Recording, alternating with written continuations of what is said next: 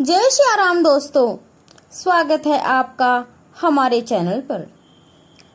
आज हम एक ऐसे रहस्य के बारे में जानेंगे जिसे हम में से कई लोग नहीं जानते।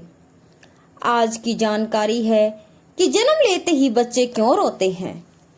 विष्णु पुराण क्या कहता है इसके बारे में। जीवन और मृत्यु दोनों एक ही सिक्के के दो पहलू हैं।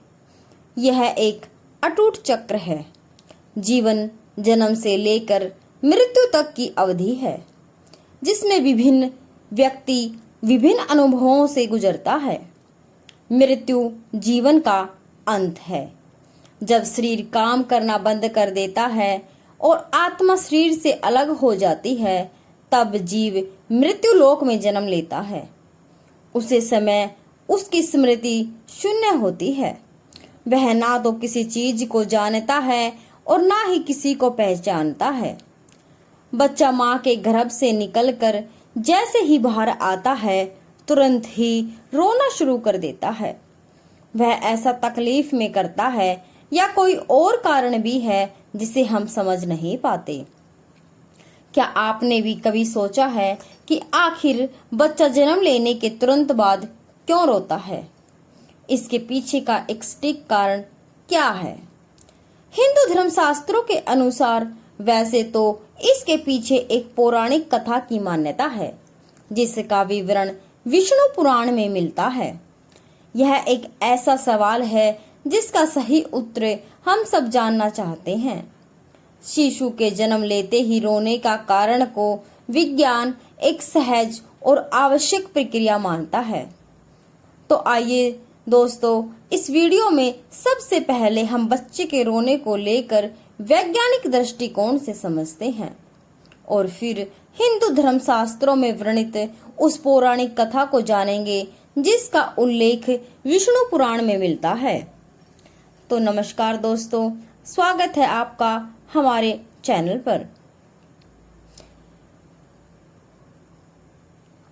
दोस्तों, नए जीवन की प्रक्रिया पुरुष और स्त्री के समागम के साथ शुरू होती है, जिसके फलस्वरूप जीव को एक नए शरीर के रूप में स्त्री के गर्भ में स्थान मिलता है।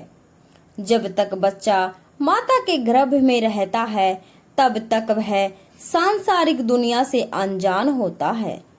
माता के गर्भ में वह जीवित तो होता है, परंतु वह सांस नहीं लेता।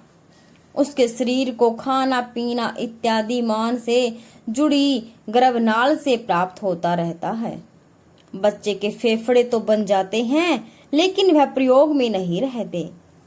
बच्चा माँ के गर्भ में एक पतली झिल्ली के अंदर बंद होता है, जिसमें तरल पदार्थ भरा होता है। इस तरल पदार्थ को वैज्ञानिक एलिम फ्लूइड बोलते हैं। यही तरल पदार्थ बच्चे के मुंह, श्वास नली और फेफड़े तक में पहुंच जाता है। लेकिन जब तक बच्चा माँ के गर्भ में रहता है, तब तक इस तरल पदार्थ से बच्चे को कोई कष्ट नहीं होता, बल्कि इसी तरल पदार्थ की वजह से वह माँ के गर्भ में सुरक्षित रहता है। प्रसव की क्रिया माँ और बच्चे दोनों के लिए कष्टदायक होती है। बच्चा बहुत सक्रिय मार्ग से निकलकर दुनिया में आता है। जिस क्षण बच्चा माँ के गर्भ से बाहर निकलकर इस संसार में आता है, उसके आसपास का परिवेश बदल जाता है। अब शिशु को जीवित रहने के लिए श्वास की जरूरत होती है। शिशु के फेफड़े प्रथम बार काम करना शुरू कर देते हैं, लेकिन फेफड़े में वही तरल पदार्थ पहले से ही भरा होता है, जिसे बाहर निकलना बच्चे के स्वास्थ्य के लिए बहुत जरूरी होता है। इसलिए डॉक्टर बच्चे की डिलीवरी होते ही गर्भनाल को काट देते हैं और बच्चे को उल्टा करके उसके मुंह से इसी तरल पदार्थ को बाहर निकालते हैं। ऐसी असहाय स्थिति में बच्चा प्रथम बार रोता है। रोने की प्रक्रिया के दौरान बच्चा एक गहरी सांस लेता है, जिससे हवा फेफड़े के अंदर प्रवेश करती है और फेफड़े में भरा तरल पदार्थ बाहर निकल जाता है। इसलिए बच्चे का प्रथम बार रोना बच्चे के स्वस्थ होने का संकेत होता है। अगर बच्चा स्वयं से नहीं रोता, तो डॉक्टर बच्चे की पीठ पर हल्के हाथ से थपकी लगाकर उसे रुलाने का प्रयास करते हैं, जिससे फेफड़े में हवा जा सके और तरल पदार्थ बाहर आ सके। बच्चे के दिमाग को सही ढंग से काम करने के लिए एवं बच्चे के शरीर को सुचारू रूप से कार्य करने के लिए ऑक्सीजन की जरूरत होती है।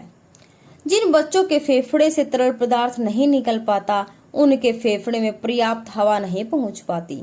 ऐसा होना बच्चे के जीवन के लिए खतरा होता है और दिमाग को पर्याप्त ऑक्सीजन ना मिल पाने के कारण उन्हें किसी प्रकार की मानसिक बीमारी भी हो सकती है। तो दोस्तों, ये बातें थी विज्ञान की। आइए अब जानते हैं पैदा होते ही बच्चे के रोने को लेकर धर्म ग्रंथ में क्या लिखा है। शिशु जब प्रथम बार रोता है तो उसे रोने का स्वर्ग कुछ इस प्रकार सुनाई देता है, जैसे वह पूछ रहा हो, कहाँ हूँ मैं, कहाँ हूँ मैं। विष्णु पुराण के मुताबिक जब ब्रह्मा जी सृष्टि की रचना कर रहे थे, उन्होंने स्वयं जैसा पुत्र पैदा करने का विचार किया तो उनकी माया से गोद में एक मायावी बालक प्रकट हुआ। यह बालक रोते हुए ब्रह्मा जी की गोद में उथल पुथल करने लगा।